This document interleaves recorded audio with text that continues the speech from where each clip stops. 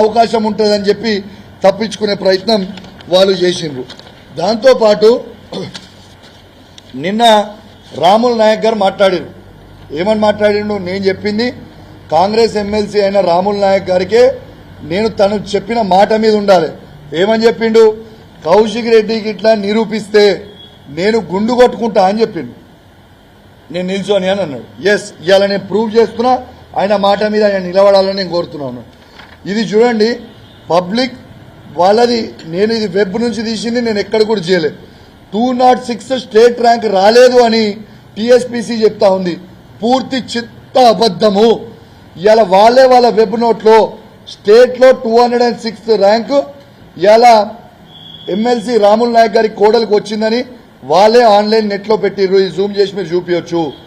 Multi జోన్లో ST category multi zone 1లో number 1 rank వచ్చిందని నేను చెప్పిన, ఆయన రాలేదు అని చెప్పిండు. ఇది చూడండి వాళ్ళు పెట్టిన దాంట్లో, ఇక్కడ మీరు చూడొచ్చు. ఇది రాముల్ నాయక్ కోడల్ గారి హాల్ టికెట్ నంబర్. ఇవ్వండి ఇక్కడ వాళ్ళ మార్క్స్. ఇక్కడ ఎస్టీ కేటగిరీలో చూడొచ్చు. ఇవ్వండి స్టేట్ ర్యాంక్ వచ్చిన దాంట్లో ఇక్కడ మీరు చూడొచ్చు 206 స్టేట్ ర్యాంక్ ఉంది. ఇలా మల్టీ జోన్లో ఇక్కడ ఉన్నది ఫస్ట్ ర్యాంకు.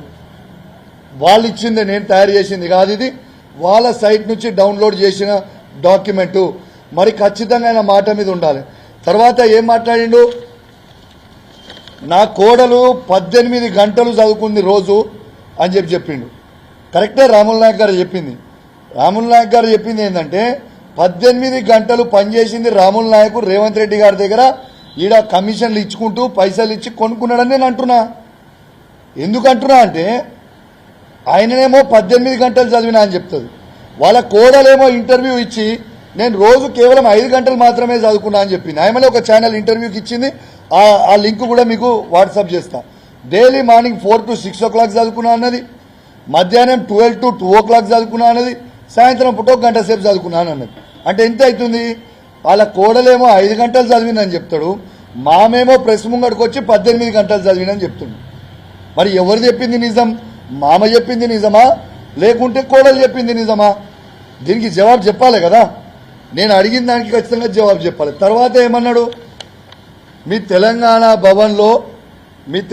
భవన్లో మీరు ఎగ్జామ్ పెట్టర్రి, నా కోడలు వచ్చి రాస్తుంది, నాకు మార్క్స్ వస్తాయని అంటుంది.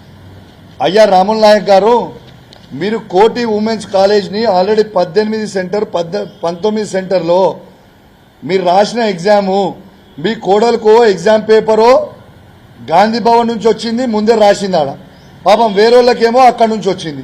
మళ్ళీ కొత్తగా రాసేది ఏముంది బ్రదర్? ఇలా ఆల్రెడీ 101% దీని మీద ఎంక్వైరీ జరగాలి. ఖచ్చితంగా జవాబు చెప్పాల్సిన అవసరం ఉన్నది.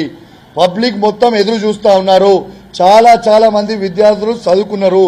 ఇంకొకటి సిల్లీ ఆన్సర్, సిల్లీ అంటే మోస్ట్ సిల్లీ ఆన్సర్ చెప్తా మీకు. మీరు ఇప్పుడు చెప్తే షాక్ అవుతారు. కోటి ఉమెన్స్ కాలేజ్లో మీరు ఎగ్జామ్ రాసినప్పుడు ఓన్లీ మహిళలను ఎందుకు పెట్టిరు, పురుషులను ఎందుకు పెట్టలే? ఆడ ఓన్లీ అమ్మాయిలు ఎందుకు రాసిరు, అబ్బాయిలు ఎందుకు రాయలే ఆ సెంటర్లో అని అడిగిన.